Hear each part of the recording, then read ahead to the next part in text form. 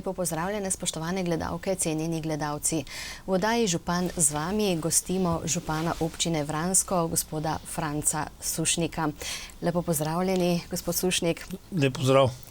Bom vprašala takole, ste že kaj praznično razpoloženi glede na to, da je že druga polovica decembra, da se marsikaj tudi prazničnega dogaja? Ja, res je. Nekateri so že kar nestrpni in nam celo očitajo, da malo zamujamo glede na to, kaj se dogaja v naših centrih po večjih mestih, ko so že novembra začeli z praznovanjem novega leta. Mi smo lučke včeraj prižgali in smo, kar se tega tiče, bolj skromni, pa se mi zdi, da bolj v normalnih okvirih. Drugače se pa veliko dogaja. Pa ste veliko zmanjšali to razsvetlitev, ta je včasih kar pogosto tudi tarča kritik, čeprav po drugi strani pravijo, ne, če pa nič ni, pa tudi ni v redu. Glede, jaz mislim, da se mora vedeti, da so pred nami največji prazniki, da je praznik, da je Božič praznik luči, da je praznik družine, da je novo leto in nismo nič kaj dodatno nabavljali, smo pa ohranili obseg, ki je bil nekje normalen v zadnjih letih. No, občina Vransko zdaj šteje že kar nekaj let, ne? Pa če morda jo v številkah na kratko na začetku predstavite in če imate morda kakšno primerjavo s tistim letom, ko je bila ustanovljena, vam je uspelo kaj povečati število prebivalstva ali pa kaj takšnega? Občina Vransko v bistvu je bila ustanovljena 1.1.1999. Zdaj takrat število prebivalcev se ni bistveno povečalo, je pa zanimivo, da smo ustavili trend padanja števila prebivalcev, ki je bil prej prisoten, ker na območju občine Vransko je živelo že preko 3000 ljudi na območju današnje občine Vransko. Zdaj smo tam skupaj z začasnim prebivališči stojici na 2700 prebivalci. Tako da je pa res, da se soočamo s podobnimi trendi, kot se celotna država in Evropa. Delež starejšega prebivalstva se povečuje in ta strukturna razmerja so problematična. No, tudi na lanskih lokalnih volitvah ste dobili nov mandat. Pravite, da bo vaš zadnji? Ja, to sem trdno odločen. Za mano je zdaj prvo leto mojega 5. županovanja, v mojem 5. mandatu. Jaz sem kar zadovoljen, ne glede na, bom rekel, izjemno neugodne finančne pogoje, v katerih smo se znašli v občini v zadnjih 2 letih, sem kar zadovoljen, predvsem sem zadovoljen z sodelovanjem z občinskim svetom in z občinsko upravo, pa z vsemi javnimi zavodi in društvi, ki kreiramo podobo današnje občine Vransko. No, seje občinskega sveta so ponavadi mirne, ne kakšnih takšnih hudih razprav ali pa vroče krvi ni običajno na vaših sejah? Glejte, to vprašanje se mi kar pogosto zastavlja. Jaz moram reči, da se lahko najbrž pohvalim z nekim občutkom, na kakšen način, kako je treba pripravljati materiale in sklepe. Da ne prihajam z nekimi rešitvami, ki niso sprejemljive za večino naših občanov, za večino svetnikov ali pa še huje, ki bi jih pomembna večina naših ljudi zavračala. To je prednost malih občin, malih sredin, kjer se lahko že prej stvari dogovorijo oziroma kjer vemo, kaj si želimo in kaj potrebujemo. So tisti, ki razen sej občinskih svetov tudi pogosti, redni z občinskimi svetniki, ne samo na sejah občinskega sveta, ampak tudi sicer? Jaz redno, dnevno z vsemi pomembnimi stvarmi seznanjam vse člane občinskega sveta, kompleten kolegi župana in pa še nadzorni odbor, tako da je pretok informacij ažuren. Danes to ni problem, tudi zunanje člane odborov in komisij pri občinskem svetu, tako da mislim, da vsi tisti, ki želijo biti seznanjeni, so lahko seznanjeni z vsem, kar je za občino in za nadaljni razvoj kraja pomembno. No, tudi mi ves čas poročamo, kaj se dogaja v občini Vransko, tako da bodo naši gledalci najbrž kaj slišali, kar so že.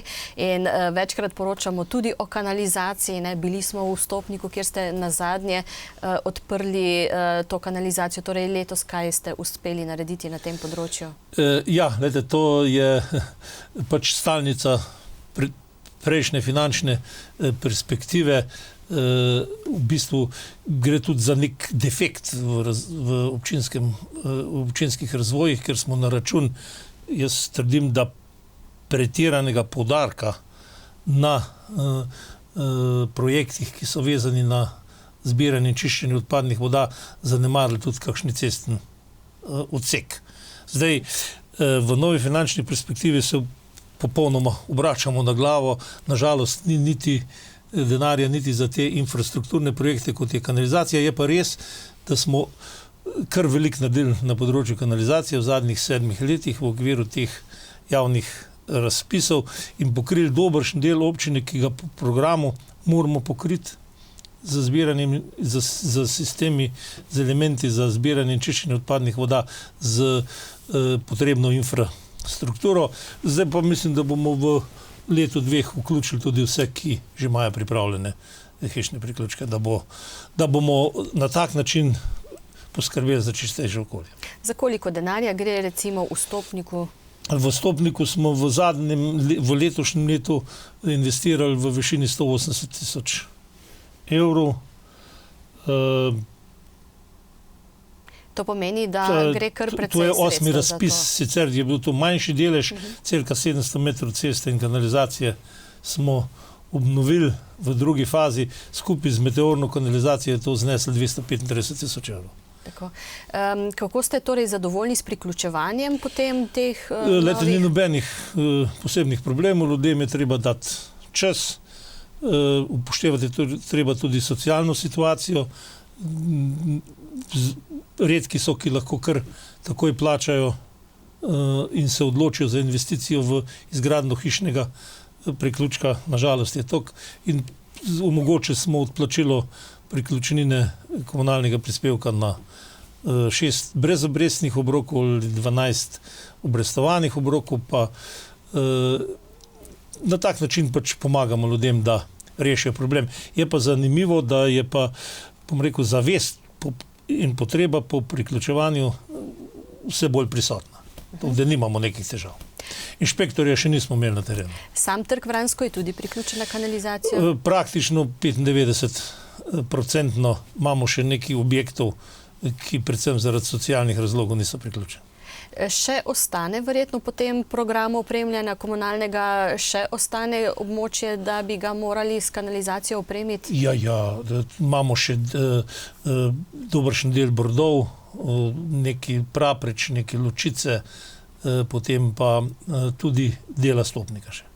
Pa če zdaj v tej finančni perspektivi najbrž ne bo tega denarja, ki je bil zdaj, boste vseeno lahko nekako nadaljevali? Ja, z manjšimi koraki, ker mi smo zavezani tisto takso za obremenjevanje okolja, ki se na območju, ki je javno komunalno podjetje pobere na območju občine, vrniti nazaj v izgradnjo teh sistemov, pa na vsezadnje računamo tudi na neki omrežnine, ki je zdaj sestavni del cene komunalnih storitev, zbiranja čiščenja odpadnih voda.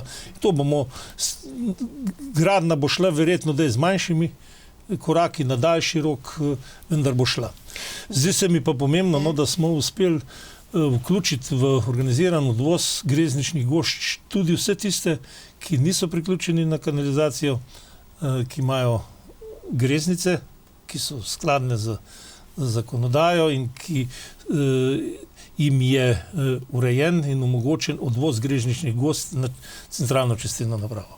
Sicer pa je treba verjetno tu tudi povedati, da prebivalci potem ravno skozi omrežnino pravzaprav tudi vračajo ta denar, ki je vložen, da ne bodo mislili, da samo dobijo.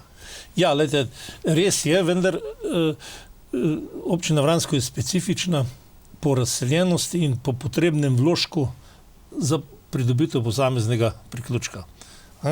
In zaradi tega, da ne bi bil pritisk na cene previsok, smo gospodinjstva, fizične osebe, oprostili plačila dela omrežnine skozi sistem subvencioniranja omrežnine. In zdaj smo, ta prvo leto smo subvencionirali omrežnino z 90%, v letošnjem letu z 70%, v okviru sprejetega proračuna za leto 2016 pa smo subvencijo omrežnine spustili na 50% in tako bomo še v 3 korakih to naredili, ker treba tudi razumeti, da tudi s tem smo se zavestno odpovedali neki prihodka v občinski proračun, je pa treba razumeti, da ljudje zaradi tega, ker ohranjajo poseljenost podeželja, ne morejo biti sankcionirani. Ni etično, ni prav, da bi za to toliko več plačevali, ker živijo na bolj razseljenih področjih. Ampak bo potem naslednje leto vendarle majčkeno povišanje cen? Tam za 2 do 2,5 evra se bo na gospodinjstvo poznalo. Ste pa omenili, občinski proračun za naslednje leto je pod streho, torej lahko praznujete bolj mirno tudi novo leto.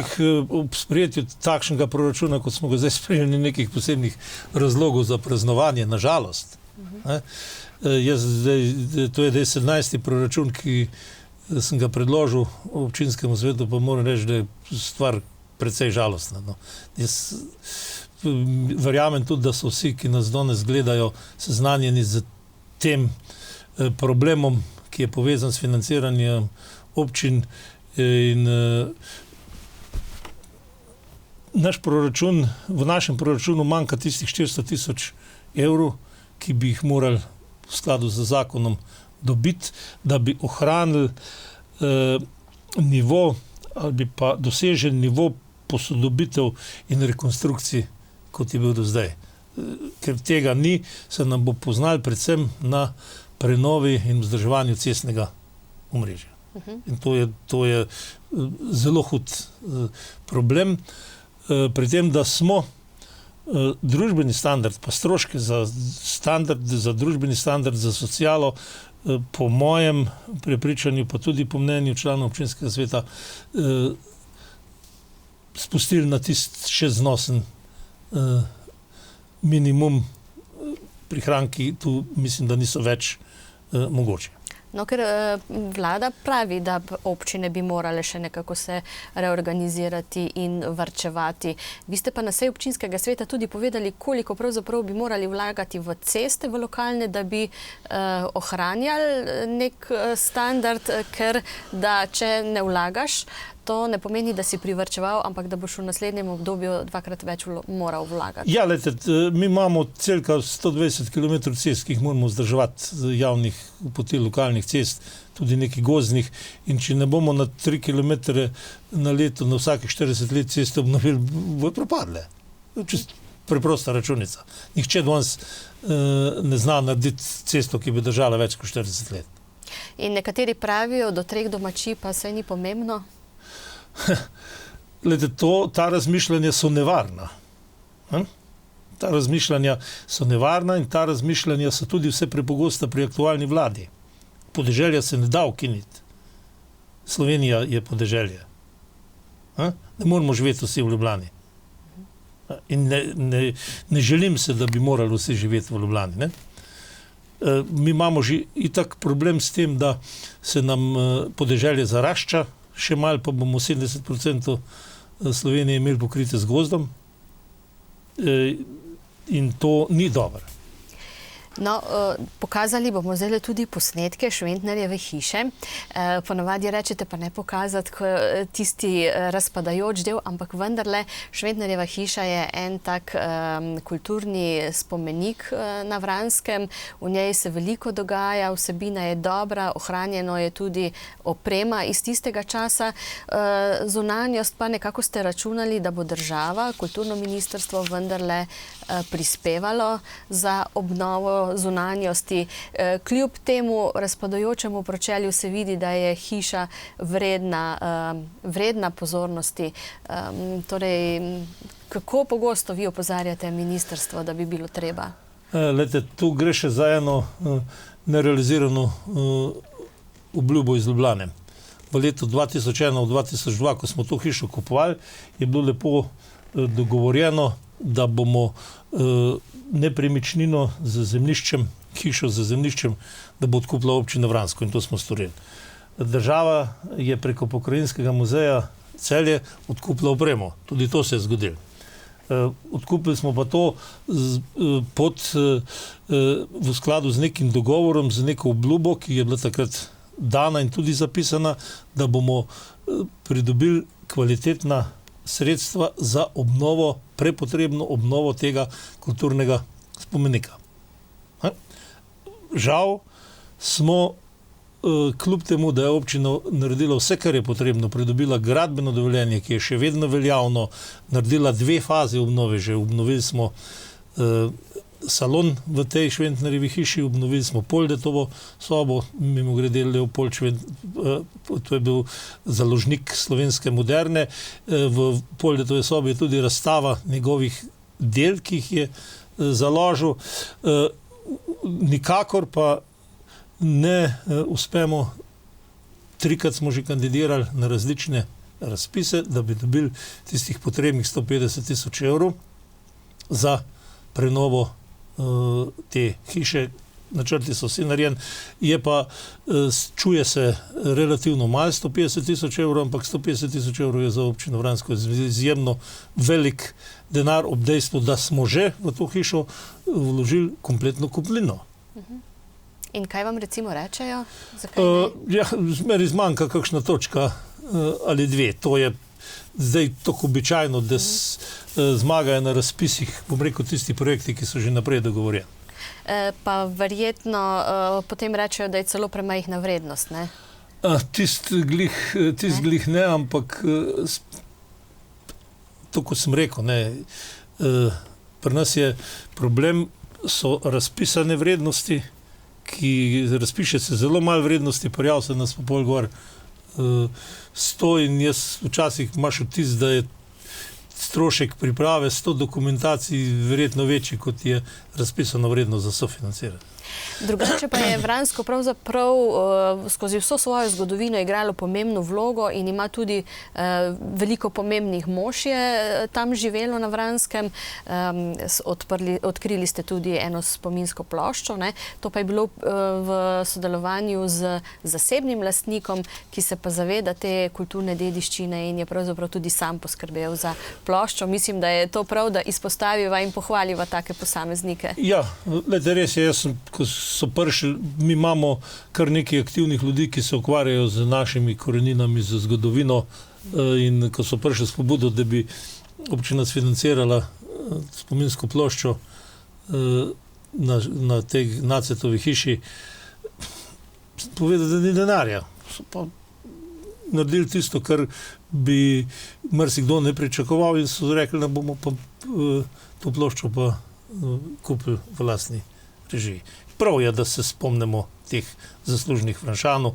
Vse preveč jih je utonil v pozabo, predvsem v obdobju po drugi svetovni vojni, ko se je poskušali pozabiti kar dobršen del zgodovine. Eden takih pozabljenih je bil tudi na vse zadnje ta Lavoslav Šventnar, ki smo ga v bistvu šele leta 1997 po osamosvojitvi potegli iz pozabe. Verjetno pa še bo kar nekaj pobud tudi za te obeležja. Mislim, da vam kar naprej predlagajo nova imena. Ja, glejte, mi imamo Univerzo za tretje življenjsko obdobje in pa veliko ljudi v aktivni starosti, ki se ukvarjajo z vsem mogočim. In rezultat take dejavnosti je tudi to, da se, bom rekel, raziskuje ta lokalna zgodovina pa korenine. Ostaniva še malo pri kulturi. Letos ste sodelovali občina Vransko tudi na Križnikovem pravljičnem festivalu. Tudi to je eden takšnih mož, ki je, mislim, da je bil čevljar. Ja, iz Motnika. Ja? No, gledajte, to ni bilo prvo sodelovanje.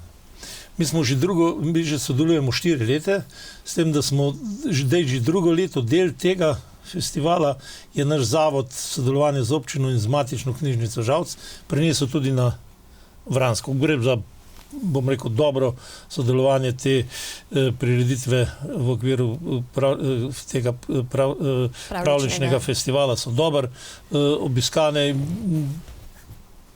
Jaz mislim, da je kar za pozdrav takšno zadevo. Občina v skladu z možnostmi to tudi podpira. No, zdaj smo prišli do otrok, pa morda še povemo, ali je Virjant je tudi na Vranskem ima svojo znamenito delavnico čevljarsko, tako da se lahko tudi s tem pohvalite, ne?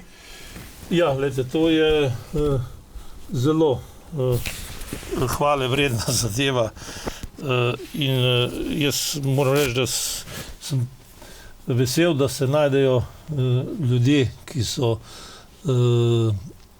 ki se trudijo ohraniti te stara znanja, stare obrti. Gospa je zelo uspešna pri ustvarjanju svojih kreacij, predvsem čevljev na star način v stari delavnici, ki je v trgu Vransko, pa to uspešno prenaša mladim. No, in ko sva prišla do mladih, se dotakniva šole in vrtca. Energetska prenova je bila predlani ali lani? 2013. Ste izračunali so prihranki in kako je zdaj z starejšim delom, ne? Ta nov del je bil potreben prenove. Glejte, izpolnjujemo cilje, ki so bili, ne? Tako da ni nobenega strahu, da bi bilo treba kaj vračati. Je pa treba povedati, da smo že itak prej že imeli cenovno ugodno ogrevanje, ker je šola že od leta 2004, od novembra 2004 in vrtec priključena na daljinsko ogrevanje, kjer so cene zelo dostopne. Zdaj za to avtomatizacijo z vsemi ukrepi, ki so bili izvedeni na fasadi, na ostrešju, na regulaciji, na prezračevanju, imamo pa res, bom rekel, zelo energetsko varčno tako šolo kot vrtec. Podatek, mi za cel vrtec z 9 oddelki za ogrevanje porabimo cirka 8500 evrov na letnem nivoju, to je zelo malo. No, ampak zanimivo je, videli smo zdaj kadre vrtca v stari šoli, v starem objektu, pa vendarle je možno tudi tam, če je dobra gradnja, uspešno in nizko se ogrevati. Glejte, to, kar se tiče pa energetskih sanacij v vrtcu, pa sploh ni bilo treba drugega narediti, kot, bom rekel, uničena okna zamenjati. Drugače so bili pa že pred 110 leti, ko je bil vrtec zgrajen, so upoštevali ta element in je grajen energetsko varčno, lahko rečemo, ker so zadost dimenzionirane obodne stene, ki ne potrebujejo dodatnih izolacij.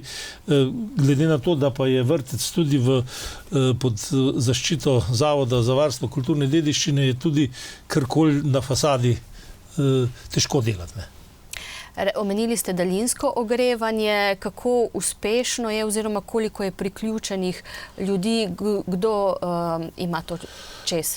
Glejte, občina Trg Vransko pa dobršen del sosednje vasi Brode se ogreva z daljinskim ogrevanjem. Sam Trg Vransko že od leta 2004, od 15. novembra so bili priključeni prvi objekti in to daljinsko ogrevanje je verjetno eden uspešnejših naših projektov.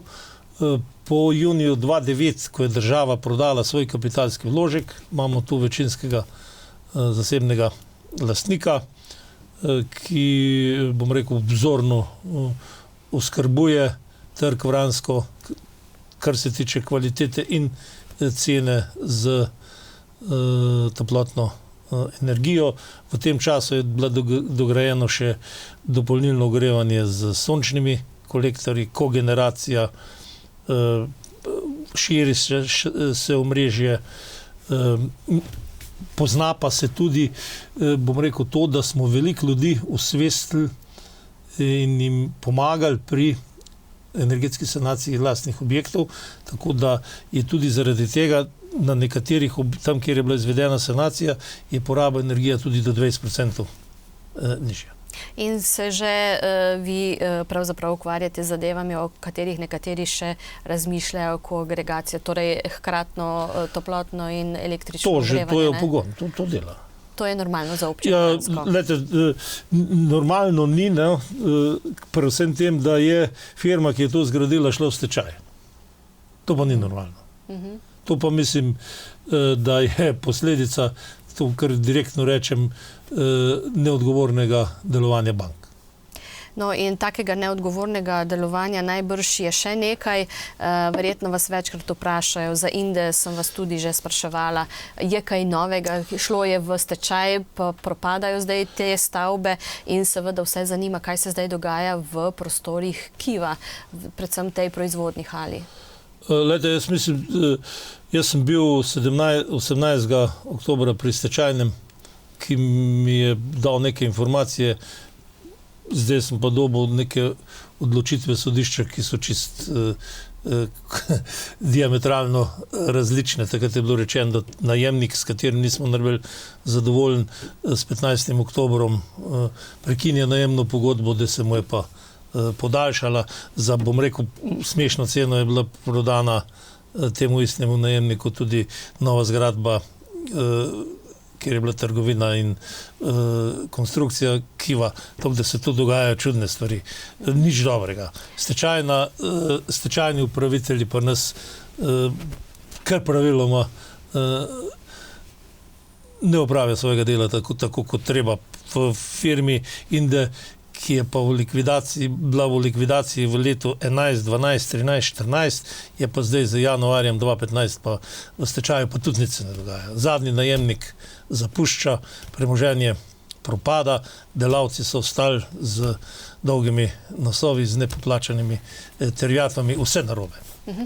Torej v Kivu je zdaj najemnik ali je kupil? Ja, če verjamem sklepu sodišča, pa mislim, da najbrž moram verjeti, jaz se mu je najemno razmerje v firmi Auto Global, ki se je preoblikovala iz Auto Feštajn v Auto Global, se je tam nekje do marca podaljšal najem.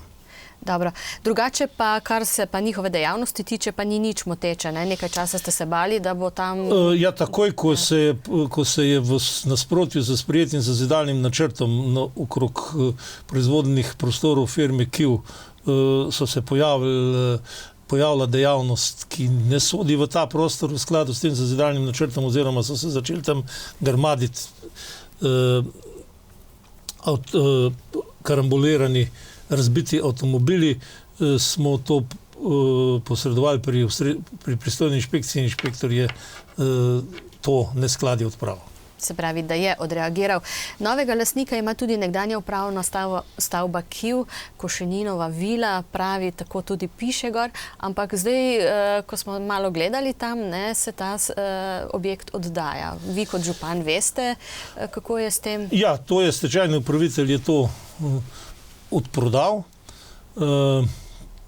Ena firma Storov hiše je to kupila z ruskim lastnikom, gospod Igor je iz Sankt Petersburga, ki je to hišo obnovil. Treba pošteno povedati, da tudi z dobrim sodelovanjem zavoda za varstvo kulturne dediščine, pa mislim, da kvalitetno in spremenil namembnost prostorov iz poslovnega v poslovno-stanovanjski objekt. Prvo nadstropje pa mansarda je stanovanjski del, spodnji del je pa trenutno na razpolago in se oddaja v najem 170 kvadratnih metrov poslovnih površin. Zanimivo. Kakšna je sicer gospodarska slika občine, poslovna cona v Čepljah? Je polna, ni polna? Še je kaj prostora? V poslovni coni mi to smo razdelili na sektor A in B. Sektor A je polni. To so to, ko so Petre, Viba in te Bijol, Gomark in tati, to je polno, tu je celo primanjkuje prostora. Zdaj investicijo pripravlja še firma Gomark, še za eno proizvodno halo nekaj čez 1000 kvadratnih metrov. Tu so vse dobro stoječe, dobro delujoče firme. Pred kratkim smo bili na slovesnosti v 25-letnici Petre Šetorov, ki, bom rekel, vsega izjemne rezultate. Zadnja leta so vsako leto realizacijo povečali za cel milijon. To je, bom rekel, zelo dobro. Na drugi strani, med Grofom in med avtocestno vzdrževalno bazo, mimo grede, Grof je zgodba o uspehu. Mislim, ko je že kazalo skoraj, ne? Jaz nisem, odkar imamo nove lastnike, pa odkar je bila izvedena ta investicija, samo raste. In jaz si to želim še naprej. Tisti prostor vmes je še pa približno 3 hektare dele stavbnih zemljišč, je pa tudi bil predmet stečajnega postopka. Zemljišče kot tako. Ja, in tu moram tudi povedati, da so se za moj okus ti stečajni postopki predolgo vlekli. Že 8 let so tista zemljišča predmet stečajnega postopka. Ampak zdaj odpira se, mislim, da je bil ena parcela je bila prodana, da se je nekaj začelo dogajati. No, pa zdaj bom vprašala, tako kot se sprašuje, kot že vedo vsi na vasi, bomo rekli, ne, ampak uradno pa menda še nič, da naj bi Lidl tam gradil. Ampak ali trgovino ali druge prostore? Ne na tem področju. Lidl se pripravlja, investicijo pripravlja Lidl po podatkih, ki so nam na razpolago, pa glede na podpisane predpogodbe z lastniki zemljišč, ne vem, kakšna je zdaj, v kakšni fazi je zdaj to, naredili so tudi, v jeseni so naredili tudi geološke raziskave, pripravlja tam Lidl eno investicijo, ampak to je pa pri čez Bolsko, na drugi strani, vzhodno od poligona za trening varne vožnje. Aha. Se pravi, da se obeta kar razvoj v vaši občini. Glede, jaz bom rekel, sem previden, je treba počakati, da pride do realizacije. Načrtovali smo. No, ampak leto, dve je skoraj nič, ne? 10-20 let se pa že potem kaj pozna. Kako pomembno je za vašo občino dejstvo, da imate tudi avtocestno bazo v Dars? Spomnim se še razprav takrat, ko se je pripravljalo to. Ali bo, to pogodbo za avtocestno bazo smo podpisali, če se dobro spomnite, 28. Februarja 96. leta. Vi se spomnite, jaz. No, mislim, da s to bazo smo odprli prostor. Danes je pa tudi pomemben delodajalec v občini Vransko, ker so se strukturne spremembe naredile, ne? In je kar pomembna. Tukaj je zdaj še glede gasilska enota, je še prostor za širitev. Jaz mislim, da se bo slejko prej zgodilo tudi, da bomo dobili neke vrste avtocestno policijo. Tudi to, za to imamo rezerviran prostor, če bo interes, pa mislim, da je. Pa tam se bo še, tam, kot sem povedal, tam še 3 do 5 hektarov stavbnih zemljišč, ki so zelo zanimiva, kjer so investitorji, ki pa čakajo na razplet stečajnih postopkov. Verjetno so še kakšni interesi zadaj. AMZS Center varne vožnje, tudi to je en tak velik projekt bil, ki je najprej izgledal malo znanstveno-fantastično, danes je verjetno vsem jasno, da je bil dober projekt, pa bom vprašala to, kar pa je občina pristojna, cesta, pa potem ta most. Kako je zdaj s tem mostom? Ja, to je težava, ki jo imamo, ko smo imeli denar, pristojne inštitucije, predvsem vodarske, niso dovolile zgraditi mostu. Zdaj, ko nimamo denarja, imamo praktično gradbeno dovoljenje že pod streho. Tukaj smo se na občini pogovorili in bomo poklicali vse potencialne investitorje, tudi na vse zadnje AMZS in še vse tiste lastnike, tam je industrijska cona za 50 hektarji, in povedali, kakšno je stanje, in predlagali neko obliko javno-zasebnega partnerstva ali pa sporazuma za komunalno urejanje, pa jih povabili k sofinanciranju izgradnje tega mostu in dovozne ceste. Če bo to uspešno, potem bi to lahko bilo, jaz računam, da bi lahko v januarju gradbeno dovoljenje imeli. Vsa dokumentacija je skupaj, urejamo še zadnje služnosti z enim lastnikom zemljišča. Kakšna je vrednost, za koliko denarja gre? Z odkupi, potrebnimi odkupi bo to prišlo tam med 400 do 500 tisoč evrov. To je velik projekt, ne? To je veliko denarja. Toliko smo mi letos investirali na območju cele občine. V zdajšnji situaciji. Verjetno pa je prav, da se to uredi, čeprav je tudi zdaj dovozna druga cesta, so se jo verjetno navadili. Za potrebe AMZS-ja ta cesta nekako odgovarja, ker tam predvsem ni toliko tovornega prometa, so predvsem ti tečajniki, pa še kakšen vikend pa to, ampak tudi tu je težava, ne? Težava je predvsem z označevanjem, z poznavanjem dovoza in teh stvari.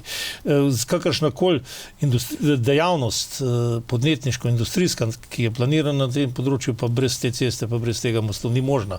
So pa tam lastniki, ki so zemljišč, ki so to pokupili, ki jih zaokrožujejo, med njimi je tudi Lidl, Elektro-Turnšek, pa še kjera, ne, nivo, ki bi moral biti zainteresiran, da unovčijo svoje premoženje kvalitetneje. Pogoj za kvalitetnejšo unovčitev tistega premoženja, pa za kaj narediti je pa cesta pa most. Videli smo prej, kako je Boljska spodjedla ta most oziroma breg. O poplavni varnosti v celotni spodnji Savinjski dolini je kar naprej precej govora. Škodo v vašem primeru povzročajo predvsem ti hudourniški pretoki in govorili ste pred časom tudi o suhem zadrževalniku. Ali je to zdaj blizu realizacije? Bili ste tudi na sestanku v izrednem kolegiju županov na to temo? No, to pa mislim, da se je pa zdaj naredil en premik, kvaliteten premik. Ekipa z Ministrstva za okolje in prostor je bila na občini Vransko. Gospa Sajetova je vodi, so nam predstavili rešitve. Tudi zdaj že izbrali rešitev za poplavno varnost trga Vransko. To so ukrepi na Merinščici in na Podgrajščici. Na Podgrajščici razširitev struge, izgradnja 3 mostov, na Merinščici suhi zadrževalnik. Narejene so bile tudi poplavne karte, ki bojo stopile v veljavo z januarjem prihodnega leta, in pa ministrstvo je izbralo izvajalce za izdelavo projektov. Tako da tu moram reči, sem kar vesel, da se je naredil en korak, 2 naprej.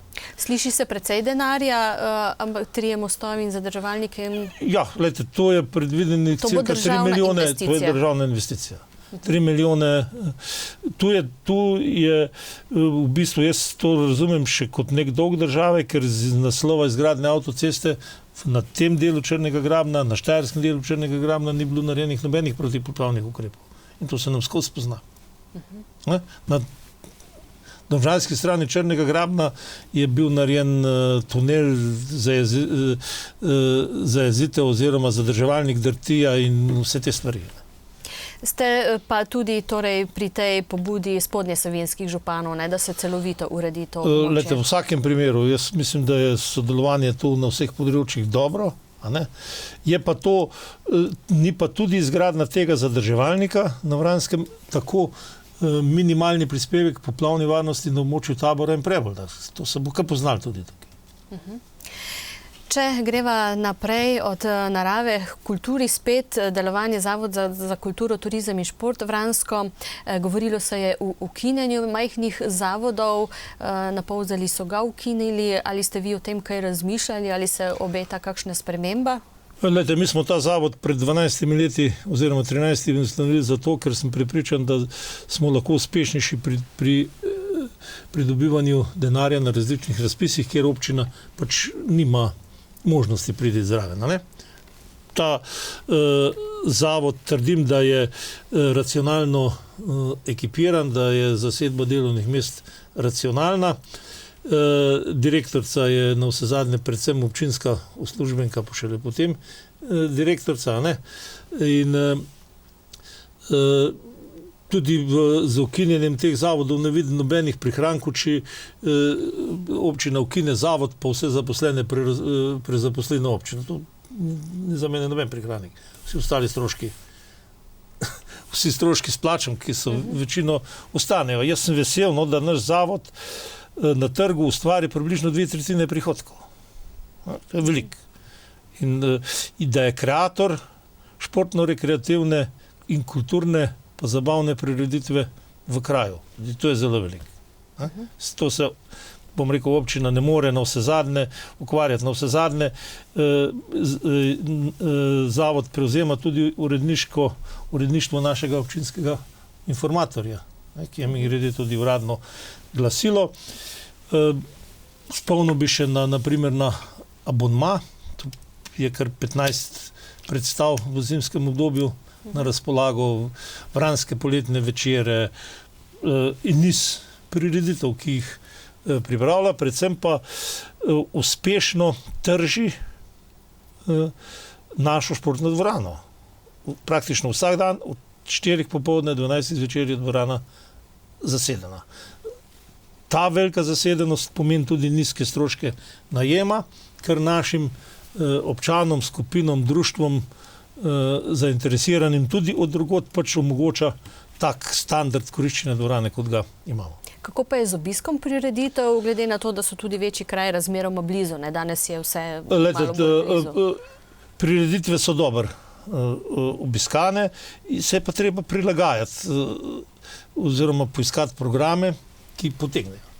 No, ena od takih zanimivih zadev oziroma prireditev letos je bila 3. vseslovenska razstava rož iz krep papirja, ne, ki bi nekdo rekel, kaj pa je spet to pa ni pomembno. Vi kot župan ste podprli tudi to pobudo vaše občanke, mislim, da. Ja, lejte, to je jasno cenil, da je to pomemben del kulturne dediščine, ki se na ta način neguje, pa da je to dobra promocija kraja, pa na vse zadnje smo imeli, bom rekel, takrat kar velik obiska, kar je tudi naloga občine ob minimalnem vložku. Ob minimalnem vložku, drugače pa osebno sem naklonjen vsaki taki prireditvi, ki pripelje ljudi, ker sem prepričan, da brez realnega sektorja, to pa brez ni nemogoče razvijati občino naprej. V turistično ponudbo, recimo, ko gledamo, kaj si je mogoče ogledati na Vranskem, vključujete tudi recimo gasilski muzej. Letos ste ga predstavili na novo lokacijo. Kako je zdaj z obiskom te nove lokacije? Ja, nič slabše, kvečjemu kaj boljše. Zdaj je napis tistim muzejem ob regionalno cesto, prej umaknjen tja v trg, tako da sem kar zadovoljen. Na vse zadnje smo pa rešili tudi ta prostorski problem na dolgi rok, pa skozi najemnino, ki je občina plačuje gasilskemu društvu, uredili tudi nek materialni temelj za delovanje gasilskega društva Prekop. Govoriva o Prekopi, ja? Prekopi, ja.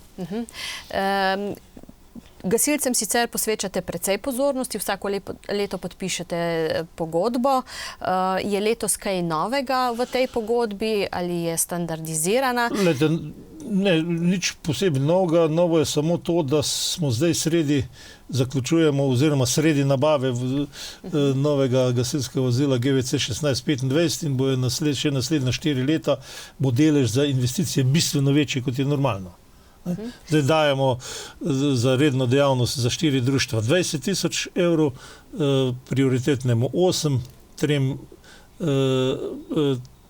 Tešova Lučica Prekop pa po 4 000, pa 33 000 evrov prioritetnemu društvu letno za nabavo gasilskega vozila. To je zdaj novost. Ja, o tem ste podpisali tudi pogodbo o financiranju tega vozila poleti, ne? To je vozilo je že izdobavljeno samo in je že šlo v nadgradno, tam nekje verjetno okrog dneva državnosti planiramo, da bo dan gasilca nekje na Vranskem in da bomo obeležili 130-letnico gasilskega društva Vransko.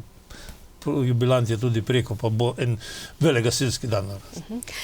Torej tudi ta bogata dejavnost, ne, vas občine ves čas sili v vlaganja in seveda tudi v promocijo. To je vlaganje v varnost. Ne?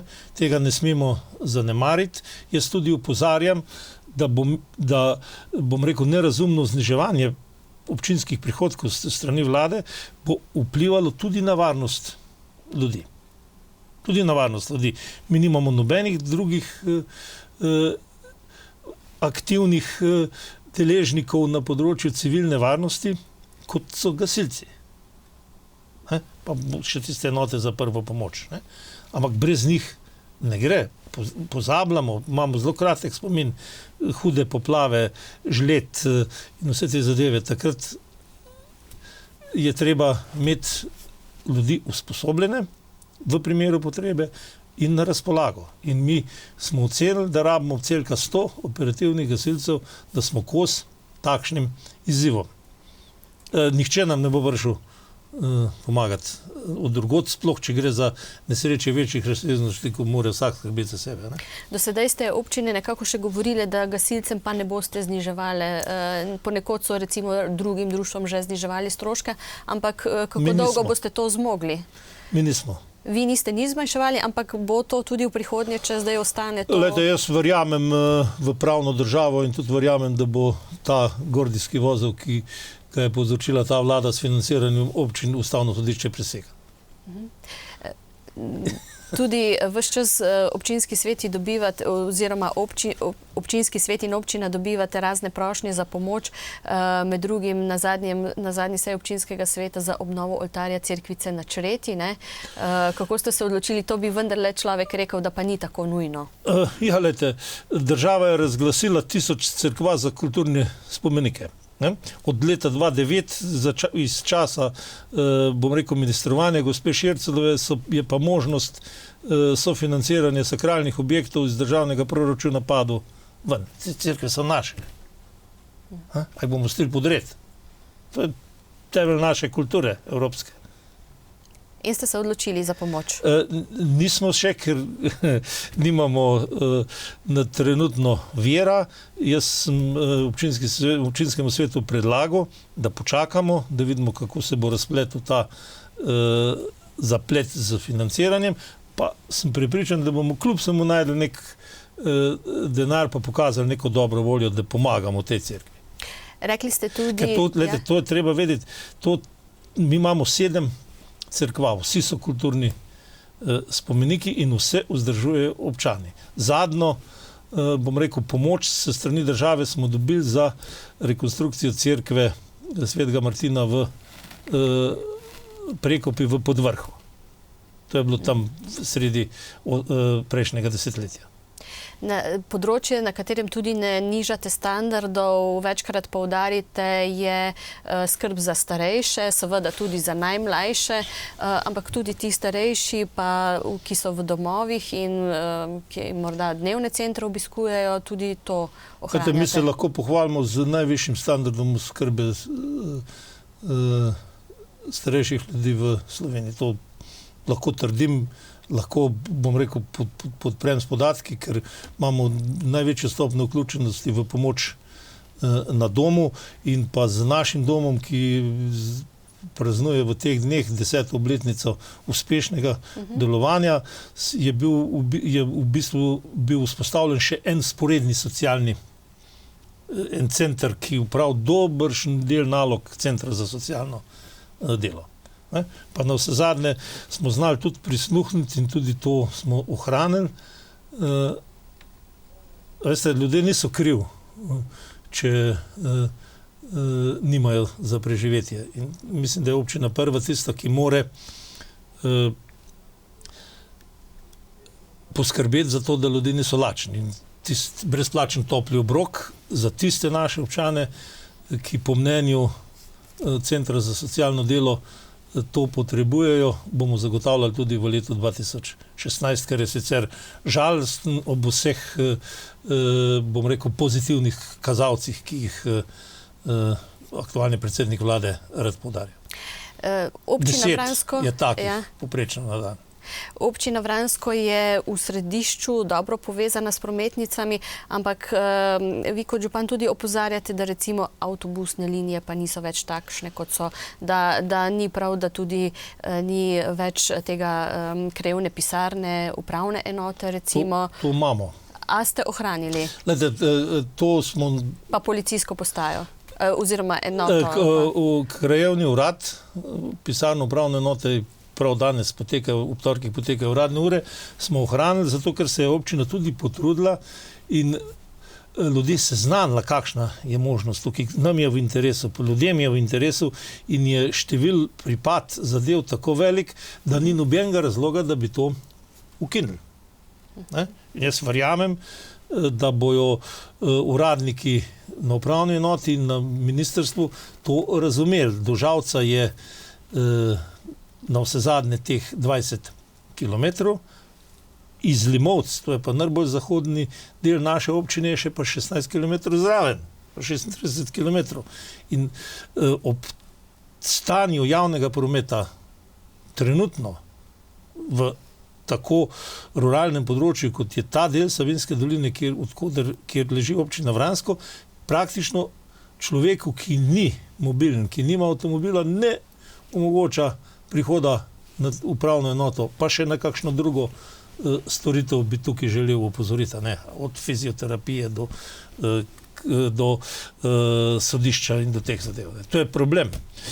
Absurdno, naša zakonodaja na področju potniških prevozov, prevoz oseb po potniškem prevozu onemogoča, da bi naš pogodbeni izvajalec šolskih prevozov še kakšno starejšo gospo pripeljal iz Limovc dol, ja ne sme naložiti. Ja ne sme sprejeti v prevozno sredstvo. Tako so to linijski prevozniki zlobirali in zmonopolizirali. In to je ena od možnosti, da se izboljša, ne, to, kar ja, ti pravijo, monopoli so tako nasplošen problem.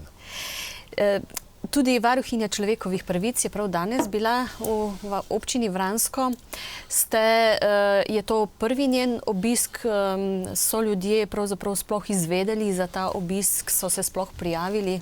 Glede, mi smo se zelo potrudili, da smo ljudi obvestili od informatorja, plakatov, letakov. Moram reči, da neuradno je bilo kar dosti zanimanja. Smo pa se tudi na občini pripravili in varuhinjo seznanili z tistim segmentom človekovih pravic, na katere tudi mi opozarjamo. Kot sem že povedal, dostopnost do zdravstvenih storitev, dostopnost do zobozdravstvenih storitev, pa še kakšna stvar je prišla na vrsto. Ko ste omenili zdravstvo v občini Vransko oziroma na Vranskem, imate zdravstveno postajo, ne? Imamo zdravstveno postajo in tudi osnovna zdravstvena mreža deluje v okviru javnega zavoda, ne? Ni koncesij podeljenih bilo, ker smo se mi pač opredelili, da sploh ni pomembno, ali je izvajalec v javni mreži koncesionar ali javni uslužbenec, ampak samo da dobro dela. In občinski svet je to tudi zaznal in lansko leto podelil našim zdravnicam najvišje priznanje občine. Ki so ga bile verjetno zelo vesele. So ga bile vesele in so si ga tudi zaslužile. Tako. Ste pa sodelovali tudi v svetu regij in razvojnem svetu te Savinjske regije. Pa me zanima zdaj vaše stališče. Tudi mi poročamo o teh projektih, o osnutku dogovora za razvoj regije v novi finančni perspektivi. Kako strašno navdušeni nad temi uvrščenimi projekti na A-listo niste, sodeč po vaši razpravi? Ja, pogledajte, skupaj z županom občine Žalc, gospodom Jankotom Kosom, smo člana sveta regije, regijskega sveta in sveta regije. V regijskem svetu smo samo, so poleg nevladnikov še gospodarstveniki, smo samo dva, člani sveta regije smo pa vsi župani. Zdaj, nihče ni zadovoljen s tem, kar se zdaj dogaja na področju regionalnega razvoja. To je zašlo v slepo ulico. Mislite na Tudi prioritete, ki so gospodarstveniki so povedali svoje. A ne? Žalostno je, da naprimer vodilna oseba iz Obrtne zbornice Velenje pove, da so v Savinjski Šaleški regiji samo dve perspektivni podjetji, to je Bosch Siemens Haus Gerete pa SKL Nazarje, a ne, podobno, kaj podobnega bi lahko tudi za Spodnjo Savinjsko trdili. Jaz mislim, da je osnovni problem v centralizaciji regionalnega razvoja. Ne? Poziv je neživljenjski. Se pravi, sam poziv, ne Sam samo poziv potem ministrstva oziroma dogovorjene prioritete na vladi so neživljenjske. Prvič zamujajo, mi smo že 2 leta v finančni perspektivi se še nič zgodilo ni, drugič so pa prioritete neživljenjske. Mi moramo ustvariti delovna mesta in skozi delovna mesta zagotavljati socialo, ne pa to, kar zdaj počnejo, da bi ustvarjali socialna podjetja, ki bojo črpala nek denar, ki ga ni. To je skregan zdravo pametjo. No, se pa vidi občina verjetno v tem prvem projektu samooskrbe. Ja, jaz sem a veste, ta projekt je zelo širok, pa zelo velik denar je temu projektu namenjen. Ampak jaz se bojim, da bojo to, da so že zlobirali glede na izkušnje in da bojo to razne inštitucije in inštituti za implementacijo tega projekta porabili večji delež, da pa naši, bom rekel, kmetje, podjetniki, tisti, ki bi to potrebovali, ker v kmetijstvu je pa sploh huda kriza, v tem mislim tudi še kaj povedati, ne, je, pa ni sigurno, da bojo uspeli, da bojo prišli do tega denarja. In v tem je problem, nič utipljivega ni, nič se ne ve. Ne. Zdaj, tudi kolesarske poti, pa jezera, pa ne, to je vse lepo in prav, ampak to more nastati na podlagi gospodarskih rezultatov, če ne bo delovnih mest, bo s tem problem. Mi smo pa tisto temeljno, pa glavno nalogo, ki jo občine imamo, to pa je zagotavljati spodobno infrastrukturo za razvoj obrti, podjetništva, kmetijstva, za bivalni standard, tega pa v tej perspektivi ni. Ni cest, ni kanalizacije, ni vodooskrbe, nič od tega ni. In to je glavni, bom rekel, to je glavni očitek tudi županov, pa tudi gospodarstvenikov na ta dogovor za razvoj regij, pa na listo A, pa na listo B, tisto, kar je zraven. A veste, ker kaj se je zgodilo? Zdaj regionalna cesta iz Šentruperta do Trojan je razpadla. Zadnje, kar se je zgodilo to, da so v Brodeh omejili, ker je se bo most porušil vsak čas na regionalki, so omejili hitrost na 40 km/h. Koliko si bomo šli gospodarski razvoj pa razvoj turizma, če ne bomo imeli cestnega omrežja? Da ne govorim o lokalnih cestah. Da ne govorim, da se BSH Bosch Siemens tu v Nazarjih že desetletja ukvarja z problemom dovoza pa dostopa. In smo spet potem pri tem denarju. Lokalne ceste so seveda v pristojnosti občin, ne? Zato ste ve odgovorne, da bodo prevozne in da bodo varne, denarja pa ni. Nimava več časa podrobneje pojasnjevati vaših stališč glede tega zakona o izvrševanju proračunov 2016-2017, o katerem je bil protestni zbor vseh občinskih svetov spodnje savinjskih občin. Kako ste pravzaprav prišli na idejo, da bi se vsi občinski sveti sestali na enem mestu in sprejeli stališče, sklep? Dobra stvar, ki jaz vidim pri vsem tem zapletu za financiranje, je to, da smo se občine poenotile v Sloveniji. Da so vsa 3 združenja, Zveza občin, Skupnost občin, Zveza mestnih občin, najdla moč za skupni nastop. To je najbolj pomembno. Tudi lahko, bom rekel, tudi dnevno poslušate, bom rekel, trdna stališča tudi predsednika Zveze mestnih občin, gospoda Kontiča. Ne? In dogovor na skupnosti občin je tudi bil pozdravljen, tudi protest, ki so ga izvršili v obisku vlade gorenjski župani.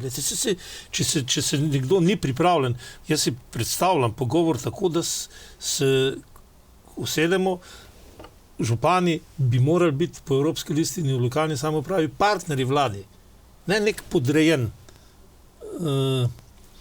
subjekt. Pozabljajo, da smo župani poleg predsednikov edini neposredno izvoljeni funkcionarji. In da nosimo veliko odgovornost, pa veliko breme vsega tega, kar se dogaja v Sloveniji. Pa ne precenjujem svoje vloge. Gre tudi za župane mestnih občin, kjer niso v nič boljšem, ali pa bom rekel celo še v slabši situaciji. Po 54. členu bi jim vse tisto, kar se več nabere, vlada odvzela. Pa mislite, da bo kakšna rešitev oziroma pač zakon velja, bo vložena ustavna pobuda? V enem segmentu je že bila, v drugem pa tudi bo. Ne? Bo. Dobro, da se vrneva spet k prazničnemu vzdušju. Kaj vse se bo dogajalo zdaj v občini Vransko še do konca tega leta? Seje ne boste več imeli? Veliko sej ne bomo imeli, drugače pa so naša društva z področja kulture, zavod in občina Planinska društva smo pripravili kar bogat nabor prireditev. Če dovolite, bom nekaj stvari omenil. Zimska pravljica Zvezdica zaspanka v 3 delih bo 28., 29. in 30. decembra v Trgu Vransko. Božični pohod na Čreto v petek 25. 12. Potem Žive jaslice 24. decembra ob 18. in 23. uri in v sklopu teh božično-novoletnih prireditev še v petek 8. januarja koncert slovenskega okteta v cerkvi svetega Mihaela. Vsekakor pa 26. v soboto 26. decembra ob 17. uri v Kulturnem domu Vransko tudi prireditev v počastitev Dneva samostojnosti in enotnosti. Mi tradicionalno obeležimo ta dva največja državna praznika.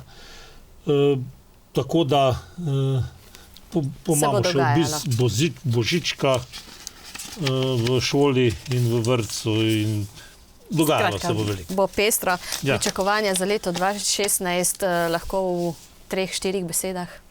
Ja, jaz v teh, bom rekel, čudnih časih, kjer prihaja v ospredje tudi ta medkulturni dialog, pa ta strah pred neznanim, povezan z migranti, z begunci, z islamizacijo Evrope. Si želim samo, da bi se ta problem razrešil. Tako. To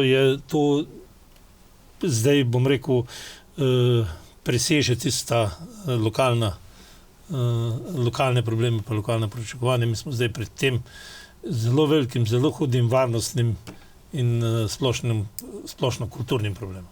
Sicer pa tudi za lokalno skupnost ostajate optimisti najbrž.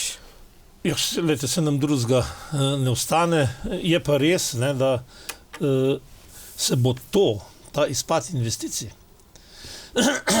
se bo poznal na bruto družbenem proizvodu, na zaposlenosti. Že dele so se javili izvajalci z podatki o odpuščanju znatnega števila ljudi. To je slabo. Dobro. Hvala lepa za pogovor in seveda mi bomo še naprej spremljali tudi dogajanje v občini Vransko in poročali o tem. Jaz bi pa vsem, predvsem občankam in občanom občine Vransko, pa tudi vsem vašim gledalcem zaželil vesele božične praznike, ponosno praznovanje Dneva samostojnosti in pa sreče in zdravje v novem letu. Hvala lepa. Kaj dodati, spoštovane gledalke, cenjeni gledalci, hvala za pozornost, lepo se imejte še naprej.